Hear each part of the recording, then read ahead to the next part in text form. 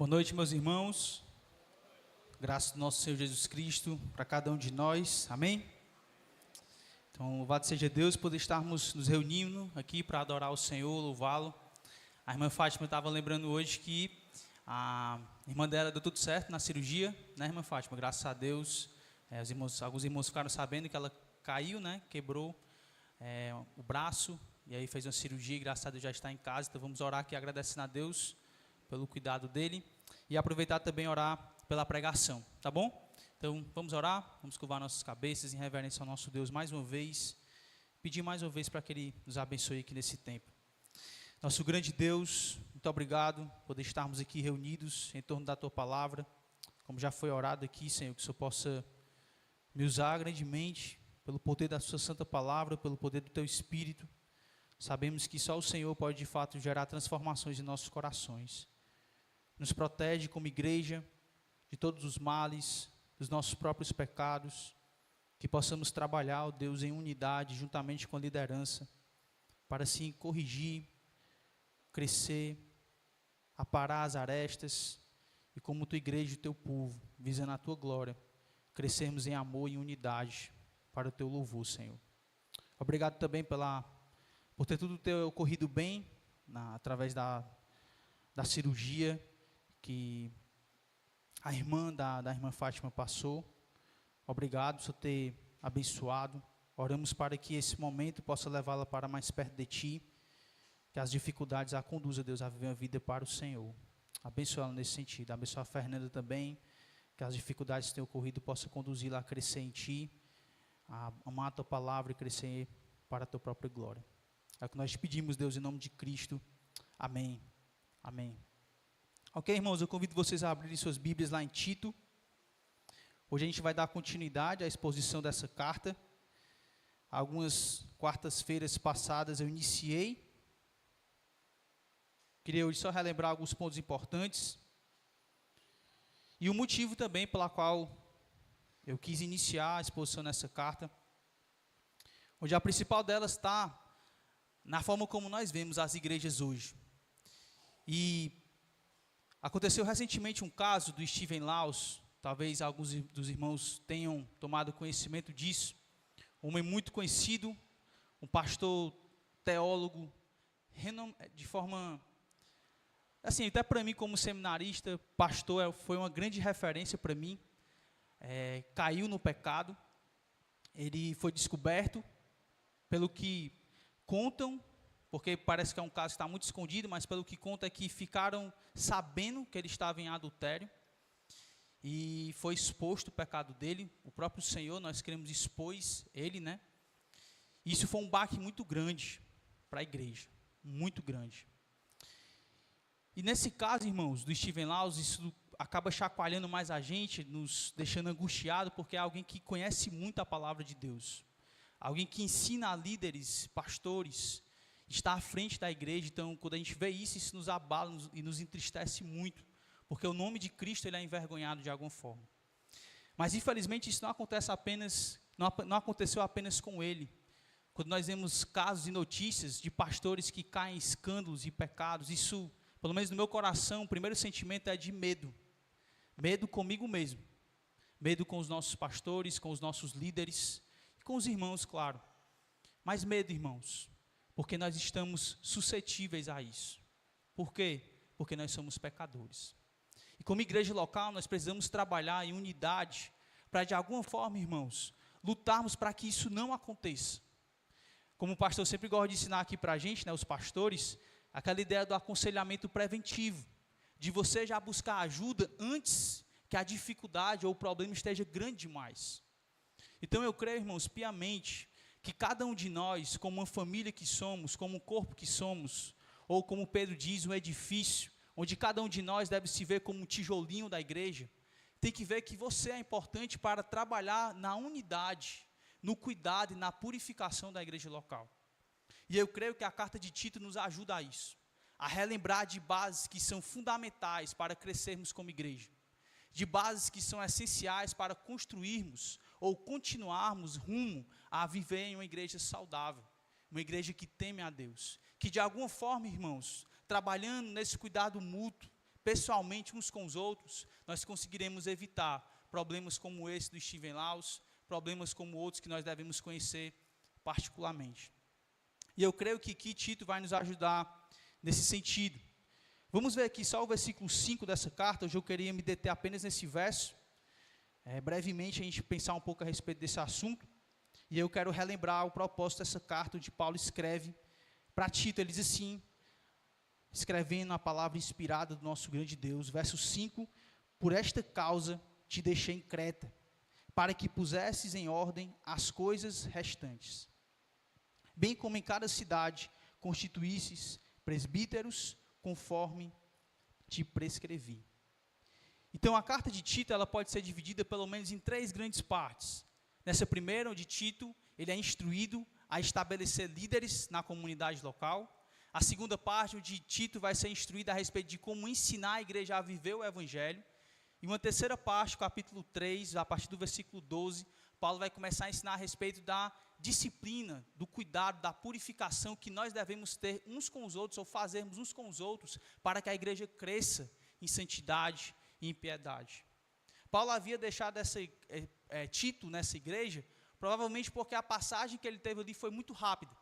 Então, Tito foi capacitado pelo apóstolo Paulo para instruir, estabelecer, cuidar e resolver problemas. É tanto que quando Paulo vai resolver os problemas da igreja de Corinto, onde nós reconhecemos, que é uma das igrejas mais problemáticas do Novo Testamento, Paulo envia Tito. Tem que ser alguém firme, alguém que maneja bem a palavra para poder realizar essa função. Então Tito, ele precisava dessas instruções da parte do apóstolo Paulo para cumprir essa missão. Então Paulo, ele vai lembrar para Tito aqui nessa carta pontos esses que, consequentemente, ele andou com o apóstolo Paulo, viu o apóstolo Paulo fazendo e estava agora tendo essa oportunidade de praticar ou exercer esses ensinos ali na ilha de Creta. Então Paulo vai recordar os desafios, vai direcionar o seu filho na fé, como nós podemos ver no versículo 4, onde já vimos na pregação anterior, e vai norteá-lo a respeito de como ele colocar a igreja do Senhor em ordem. E aqui, irmãos, eu queria lembrar para vocês que essa não é apenas uma função da parte da liderança da comunidade. É bem claro aqui na carta de Tito que existe essa ordem específica para ele. A gente vai ver um pouco mais na frente, mas não existe mais essa função, ou nós não encontramos em nenhum outro texto essa função que Tito tinha, de ser de alguma forma esse delegado apostólico, alguém enviado pelo apóstolo Paulo para organizar uma igreja local que estava cheia de problemas. Nós não encontramos mais no Novo Testamento esse tipo de ministério sendo atuante na igreja. Então eu acredito que a carta de Tito serve para cada um de nós como um parâmetro, onde eu e você temos essa responsabilidade individual de proteger, cuidar, servir e amar a igreja local. Aqui no verso 5, em especial, vai falar a respeito dos líderes. E aí os irmãos já sabem que aqui na nossa igreja, a gente tem um critério. A gente estabelece alguns meios, antes de alguém se tornar pastor, que eu e o pastor Vladimir também passou por isso. Somente o pastor Clésio que não passou, porque quando ele chegou aqui, ele chegou já não tinha nenhum pastor, então ele meio que começou do zero e foi criando e estabelecendo esses pontos à luz daquilo que a gente via interpretando nas escrituras. Então, nesse período, irmãos, que normalmente os pastores aqui, que são estabelecidos ou que são ordenados aqui na igreja, eles passam um período de 2 anos, sendo avaliados por quem? Pela igreja, por cada um de vocês. Então, nesse sentido, a carta de Tito ela é muito útil, porque ela nos instrui a respeito de como devem ser os pastores da nossa igreja, como deve ser a liderança, quais são os seus desafios, porque Deus também quer que nós, em unidade com a liderança, preservemos a unidade da igreja local, cuidemos uns dos outros. Não é um trabalho apenas da liderança, é um trabalho mútuo, onde cada um de nós tem essa responsabilidade. Estava até conversando com um amigo de muitos anos, hoje eu visitei ele segunda-feira, e ele falou algo que, ele é de uma igreja muito saudável, mas ele disse uma coisa que eu fiquei assim, assustado, Ele disse que na igreja dele, meio que a responsabilidade do pastoreio é muito jogado para os pastores, para a liderança da igreja. E aí uma conversa há muito tempo que a gente teve, eu nem sabia que isso tinha impactado ele, eu meio que falei como é que acontecia aqui na igreja, como a gente lutava por isso, não é que a gente era perfeito nisso, mas a gente tentava se pastorear mutuamente. e a importância disso para a comunidade. E ele lembrou para mim, né, que a partir daquele dia ele começou a tentar fazer isso. E como aquilo foi importante para as pessoas que estavam ao redor dele e para o próprio coração dele. Porque à medida que nós servimos uns aos outros, Deus também vai cuidando de nós. É um processo mútuo de cuidado que nós precisamos ter uns com os outros. Então o objetivo nessa noite aqui, irmãos, nesse breve momento, é ensinar como Deus coloca a igreja em ordem. E para colocar a igreja em ordem, ele estabelece uma liderança saudável, e a comunidade tem que caminhar junto com essa liderança para que nós cresçamos juntos, em unidade. Um tendo o seu papel específico dentro dessa comunidade. E aí nós chegamos no versículo 5, onde Paulo parece dar uma ênfase maior aqui no texto, na ordem, ou nas coisas restantes que ficaram para serem estabelecidas, ou serem colocadas no devido lugar. Por isso que ele começa o verso dizendo, por esta causa te deixei em Creta. Paulo, ele sempre, irmãos, quando passava por uma comunidade, ele tinha um ciclo, onde ele estabelecia para que a igreja pudesse ser plantada. Então, Paulo, primeiramente, ele era enviado pela igreja. Paulo ia até os locais, as cidades, pregava. Os crentes, eles eram congregados, a partir que eles iam se convertendo. Eles eram discipulados, aconselhados. Paulo, após isso, preparava uma liderança, abençoava essa liderança, e depois ele saía para uma outra cidade. Paulo tinha esse ciclo como uma forma de cuidar ou deixar uma igreja bem estabelecida. Paulo tinha essa preocupação de não apenas ir até lá e ir embora. Paulo tinha a preocupação de deixar uma liderança para dar continuidade ao trabalho que estava sendo feito ou que ele mesmo começou. Paulo meio que chegava numa cidade, ele já tinha um coração de querer partir. Às vezes eu brinco com o Leandro, a gente vê muito isso nele, né? É um coração de plantador. Mas nesse período existe também os processos em que ele sabe que é muito importante para estabelecer a comunidade. Então você fica com o desejo de ir, mas você percebe também as responsabilidades, e Paulo tinha esse coração. Nesse período, o apóstolo Paulo, ele sempre tendo isso em mente, ele prepara Tito, ele capacita Tito para poder realizar essas atividades. Porque a gente precisa lembrar, irmãos, que o apóstolo Paulo estava em um contexto de muita perseguição. Então, às vezes, ele chegava numa cidade, nem dava tempo a ele fazer todo esse trabalho, e ele tinha que fugir. Então, ele normalmente tinha pessoas que caminhavam com ele, que ele capacitava para dar continuidade àquilo que ele havia começado. Então, é por isso que Paulo deixa Tito em Creta. Por alguma razão, nós não sabemos qual, talvez por alguma perseguição, talvez algum problema que ele teve que resolver em outra cidade, talvez ele sentiu da parte do Senhor que tinha que partir logo para poder plantar uma outra igreja. Ele está em uma missão, mas em algum sentido, ele não deixa a igreja sem estar suprida e cuidada. Ele deixa Tito para dar continuidade à sua obra. Porque afinal, irmãos, essa era uma igreja que tinha muitos problemas. A ilha de Creta tinha várias cidades nela. Então, o trabalho de Tito ele era muito árduo. Não era somente em uma cidade que ele tinha que estabelecer presbíteros, mas eram em várias cidades. Então, era um trabalho muito difícil. E além disso, além de ser um trabalho árduo para treinar, capacitar pessoas para poder fazer essa missão, essa obra de ser um pastor, Tito também estava lidando com um povo mentiroso e preguiçoso. Provavelmente um povo que era novo na fé, que tinha muitos problemas. Então, aqui a gente pode considerar que Tito era alguém hábil para a função. Paulo não ia mandar qualquer um. Um certo comentarista, falando a respeito disso, ele diz, tem trabalhos que nós precisamos reter o obreiro, porque aquilo ali não vai dar para ele. Mas tem outros trabalhos que nós precisamos enviar o obreiro, porque aquilo ali é um trabalho para ele. Então, nós temos que ter esse cuidado, enquanto caminhamos como comunidade, a respeito de quem nós estamos enviando para a obra, e não somente enviando, irmãos, mas também estabelecendo na nossa comunidade local como líderes. Lembra que logo, no dia 17 ou dia 9?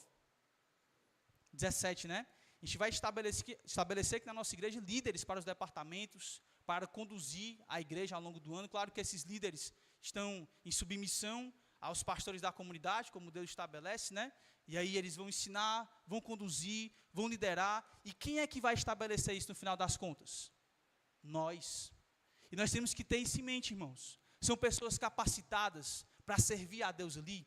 São pessoas hábeis, que manejam bem a palavra, que amam a palavra de Deus, que são modelo na comunidade para servir no reino de Deus. Nós temos que ter essa preocupação enquanto nós conduzimos a nossa igreja local.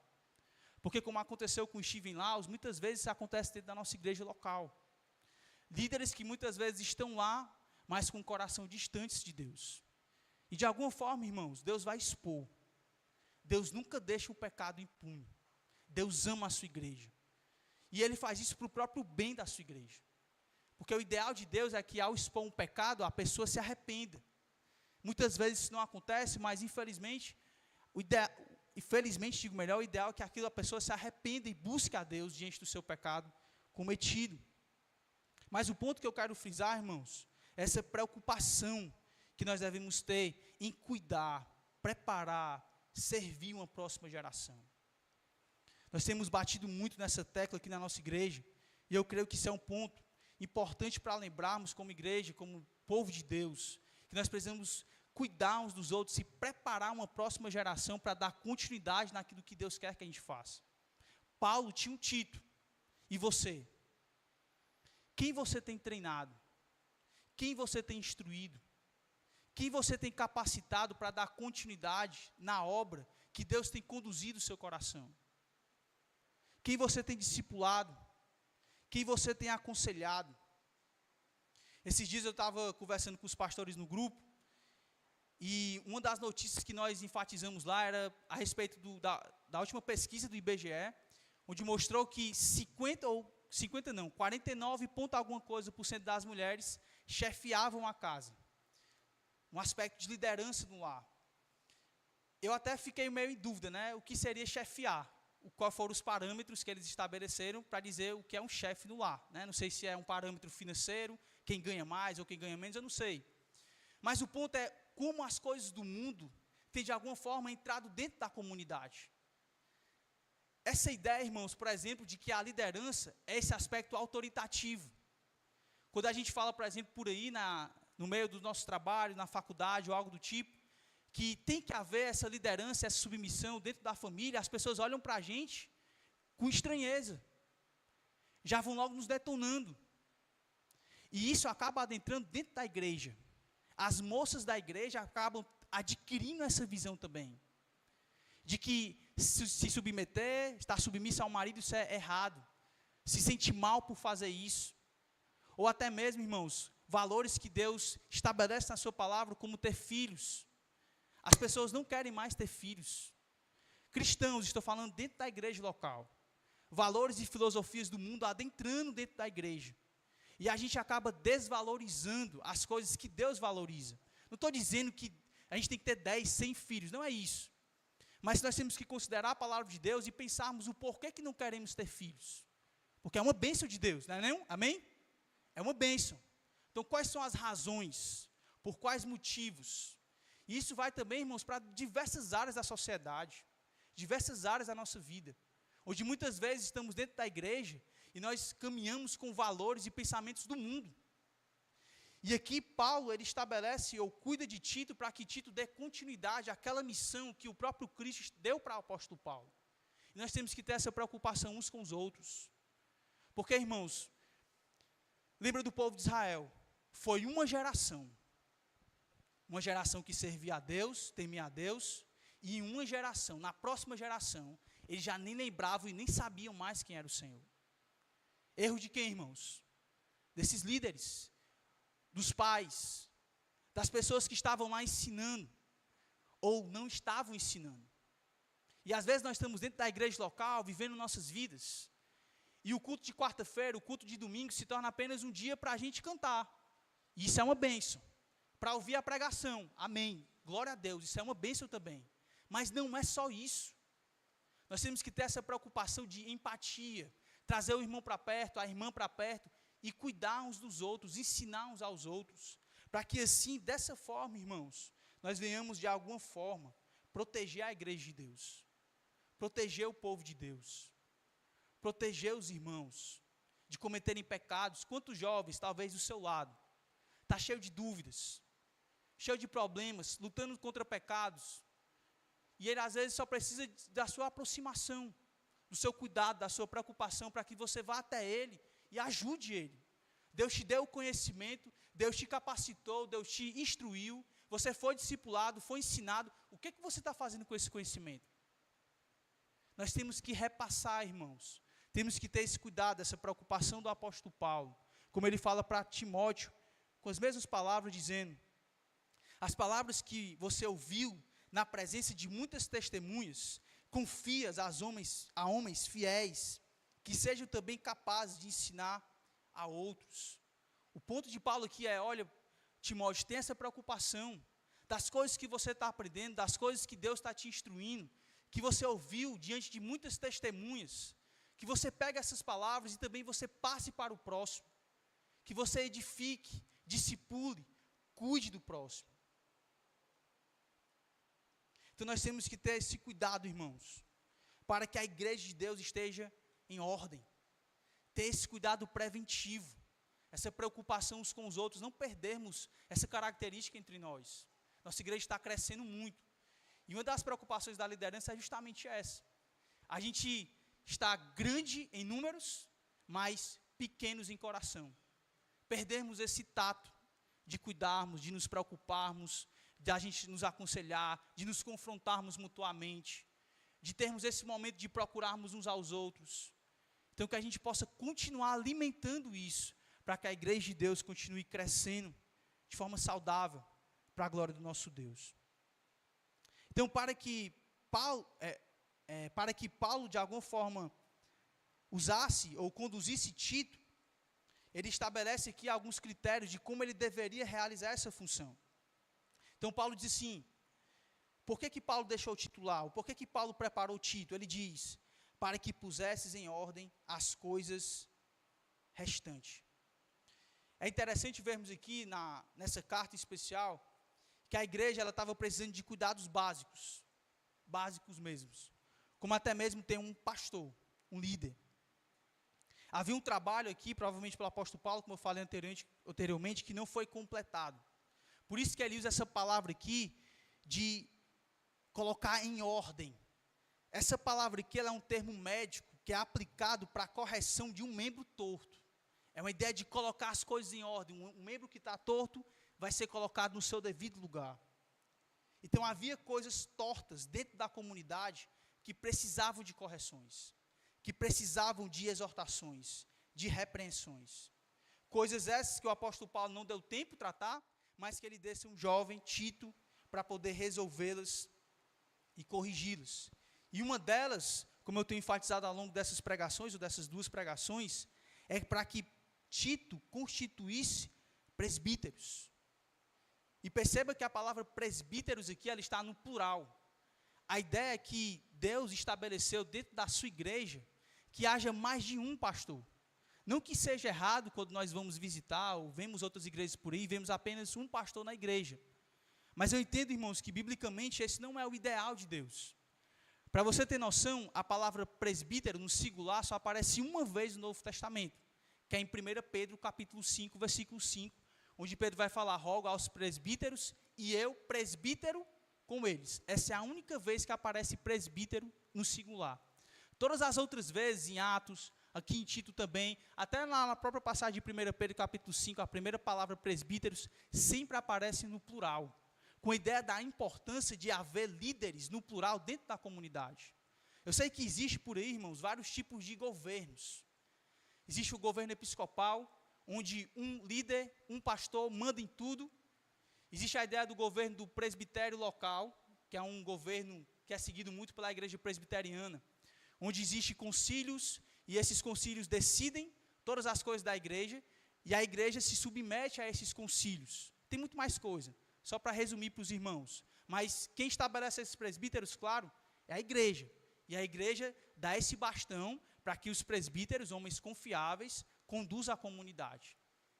Existe também o governo congregacional, que é o governo onde a igreja, de modo geral, toma todas as decisões da comunidade.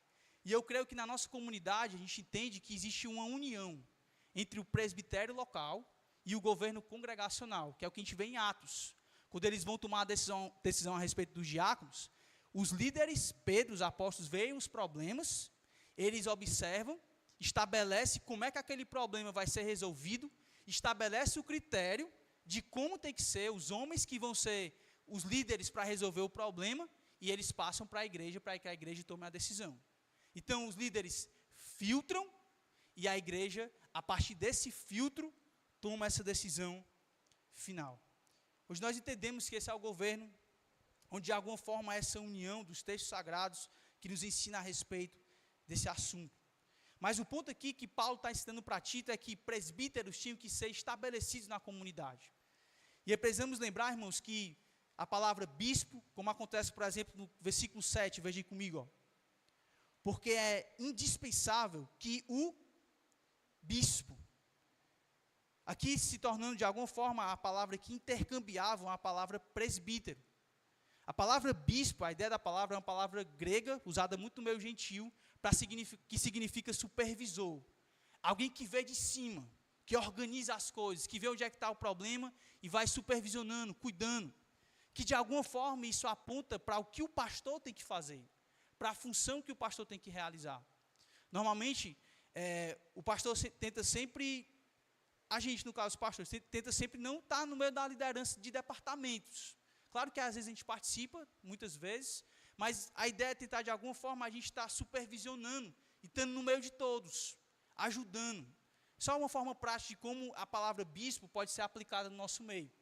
A palavra presbítero já é uma palavra mais judaica, é um termo judaico, que significa ancião. Normalmente era usado no Antigo Testamento para falar daquele que tinha os cabelos brancos, aquele que era mais maduro, aquele que tinha mais conhecimento no meio da comunidade. E a palavra pastor ela só aparece no Novo Testamento se referindo a Cristo, o supremo pastor.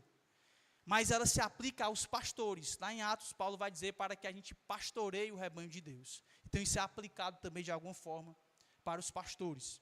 Então os pastores, eles vão ter que ter o bispo, presbíteros, essas palavras que se referem a uma função ou a uma pessoa, uma figura da liderança na igreja local. Ela deve ter algumas atividades importantíssimas, que nós devemos saber, irmãos, e que nós também devemos cobrar. Até para que a gente consiga, por exemplo, dizer se alguém tem um dom ou não do pastoreio, a gente precisa conhecer aquilo que o Novo Testamento estabelece a respeito de como tem que ser essa pessoa. Quais são as funções delas? O que é que elas vão fazer?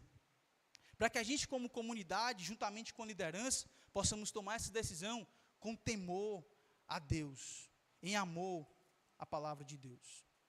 E aí, irmãos, para mim como pastor, até uma vez o pastor Cláudio falou isso aqui, realmente, a gente falar como isso na posição de pastor é estranho, né?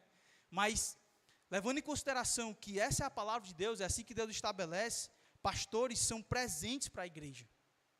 Nós precisamos aprender, irmãos, a valorizar isso. Eu sei que no mundo, pastores hoje são muito ligados a corrupções. A gente viu agora, alguns anos atrás, no governo Bolsonaro, vários pastores, de alguma forma, se ligando ao governo dele, e várias corrupções, homens que muitas vezes nem são cristãos, ou talvez muito imaturos, caem em pecados e desonram a Deus, e muitas vezes a sociedade já liga pastor a ladrão, pastor a homens corruptos.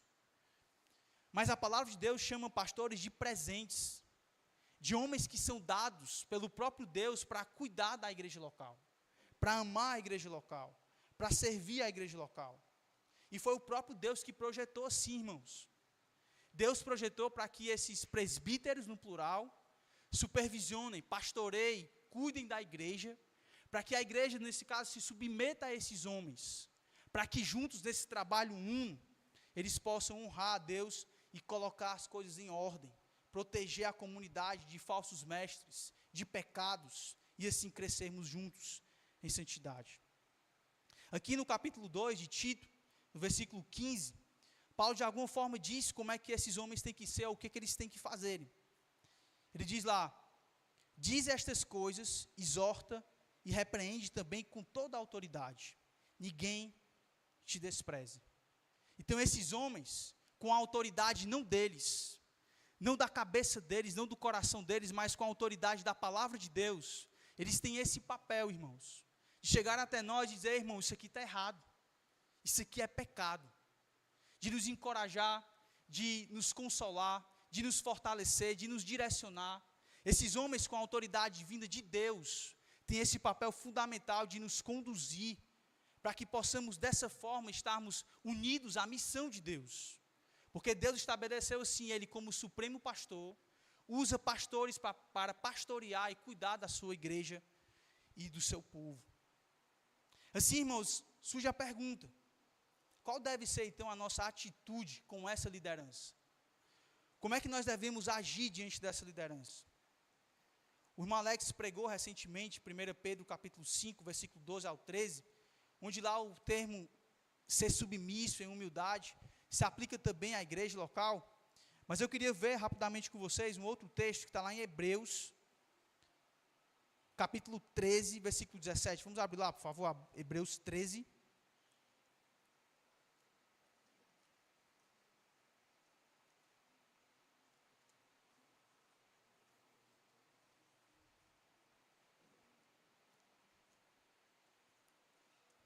Versículo 17. Amém? Todos abriram?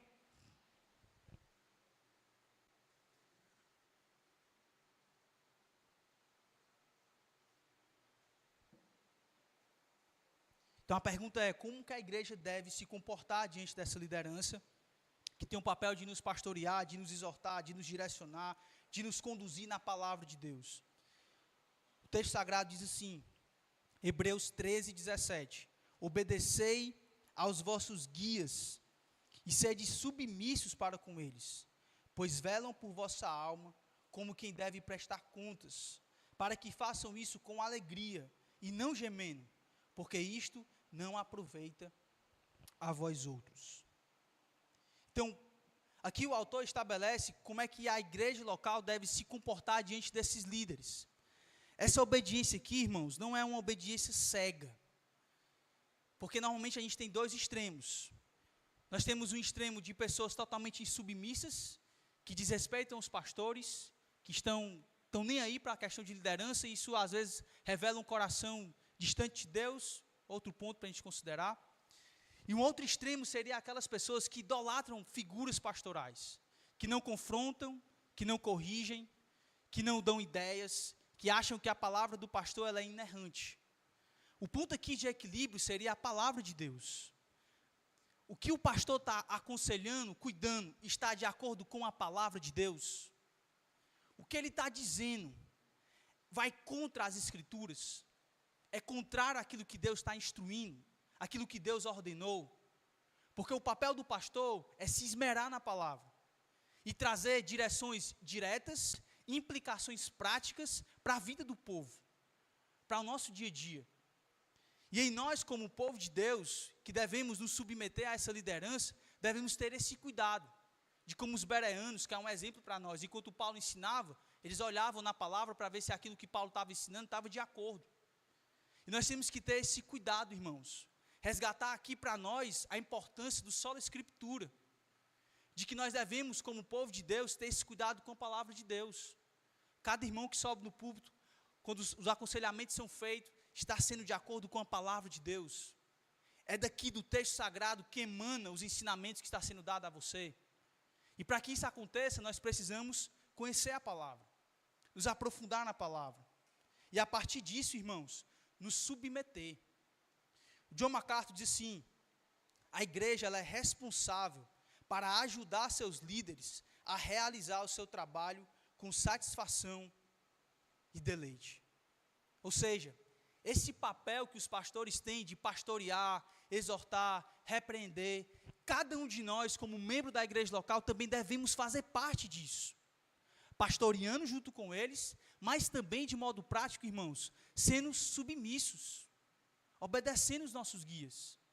Porque cada um de nós aqui, como pastores, eu, o pastor Vladimir, o pastor Clesiano, irmãos, diante de Cristo, a gente vai prestar contas diante do nome de cada um de vocês aqui. Jesus não vai chegar para mim e aí os jovens da igreja, não, são os membros da igreja. Deus vai prestar contas com cada um de nós diante do nome de cada membro dessa igreja local. Então, nessa unidade do cuidado, do esforço da parte dos presbíteros, pastores, bispos, deve haver essa unidade, essa coadunando juntos, caminhando junto, para que a gente consiga fazer aquilo que Deus requer na sua palavra. Uma igreja que caminha em pureza, em ordem, em santidade, em piedade. E tudo isso, irmãos, conforme a palavra de Deus. Eu queria muito, irmãos, gerar essa sensação no seu coração, de que você tem essa responsabilidade como membro, de cuidar dos seus pastores, de orar pelos seus pastores, de ajudar os seus pastores. É um trabalho nosso.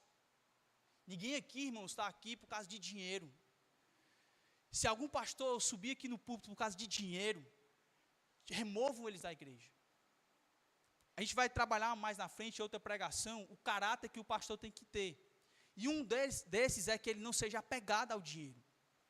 Porque se alguém está apegado ao dinheiro, esse homem deve ser removido. Ele não deve subir no púlpito, não deve pastorear a igreja local. E quem é que tem que ter essa preocupação e está observando isso, irmãos? Nós, cada um de nós que está aqui. Então eu queria muito que nós tivéssemos essa sensação, esse senso de responsabilidade, de colocar a igreja do Senhor em ordem, cuidando, servindo uns aos outros, conforme a palavra de Deus prescreve. Como Paulo, voltando para Tito, para nós finalizarmos aqui, como Paulo diz para o seu filho na fé, no versículo 5, ele finaliza dizendo, conforme te prescrevi. Ou seja, esses líderes deveriam ser estabelecidos conforme aquilo que Paulo havia dito para Tito.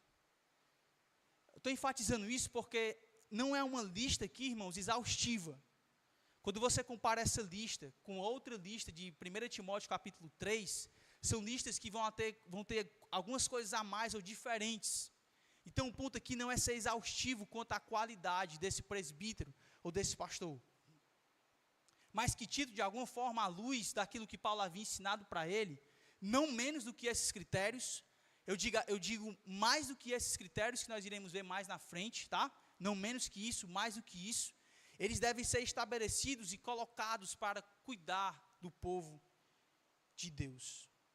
E aqui é importante, irmãos, a nossa importância como membros da igreja, fazemos parte do cuidado, da preparação dos nossos seminaristas, dos nossos pastores, daqueles que almejam a área de missões, que almejam a área de evangelismo, serem evangelistas de modo integral.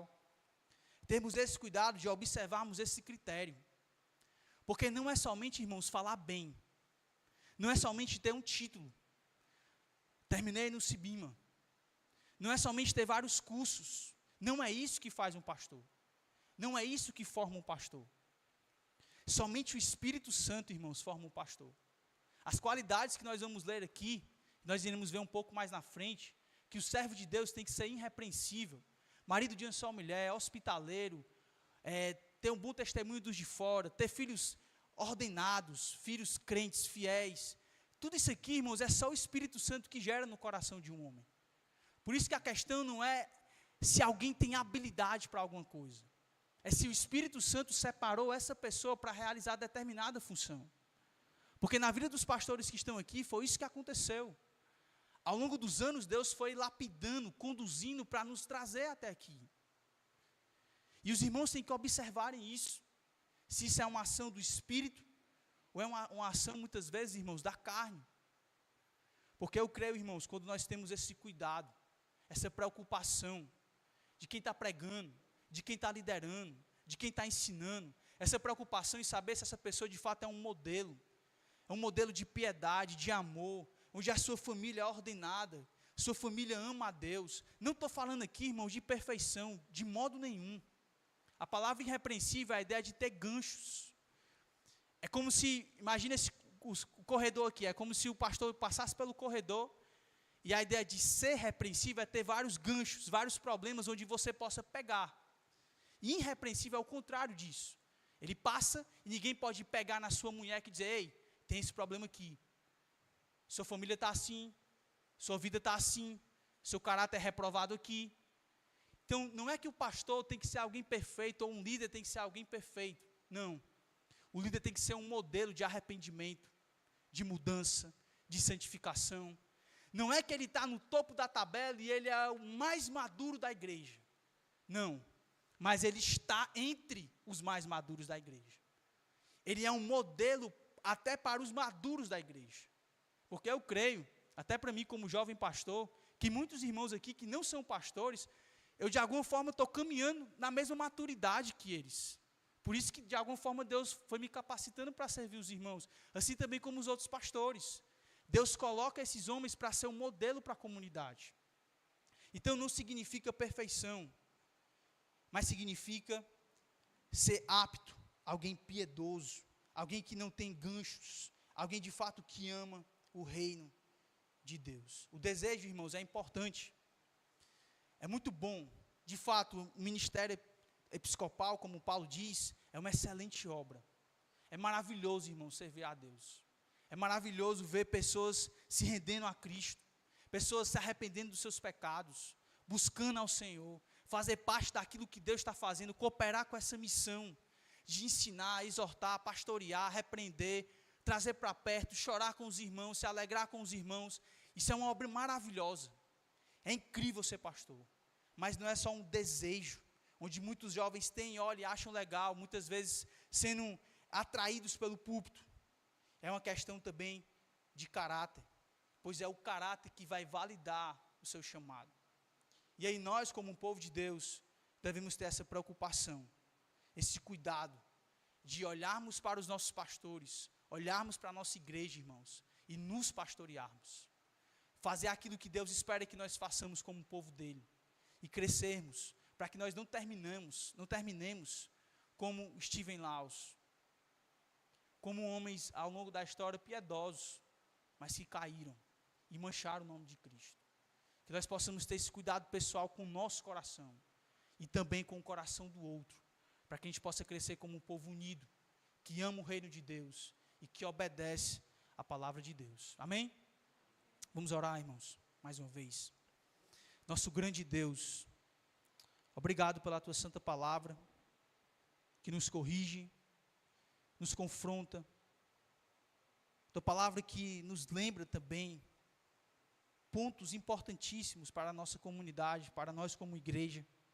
Nos ajuda, Senhor, para aqueles que estão chegando, que eles possam guardar esse ensino no coração deles, que teu Espírito transforme para que eles cresçam e participem dessa obra que o Senhor está fazendo, de santificar a tua igreja, de cuidar da tua igreja, de colocar a tua igreja em ordem, para que assim possamos ser apresentados como igreja pura e sem mácula.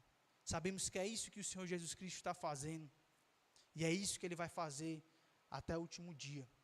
Nos ajuda como povo a nos amarmos, a servirmos uns aos outros, a cuidar dos nossos pastores, a se submetermos, a sermos um povo humilde, um povo que ama a Tua palavra, que se empenha em conhecer e a praticar a Tua santa palavra. Nos ajuda, Senhor. Nos livra do nosso próprio coração, dos nossos pecados. Ó Deus, o Senhor sabe o quanto que nós somos propícios, como pecadores que somos, a nos afastar de Ti. Mas nós suplicamos, põe em ordem o nosso coração, para que o Teu nome não seja blasfemado, para que não demos mau testemunho, e assim cresçamos para a Tua própria glória, se tornando mais parecidos com o Teu Filho. É o que nós pedimos, em nome de Cristo. Amém.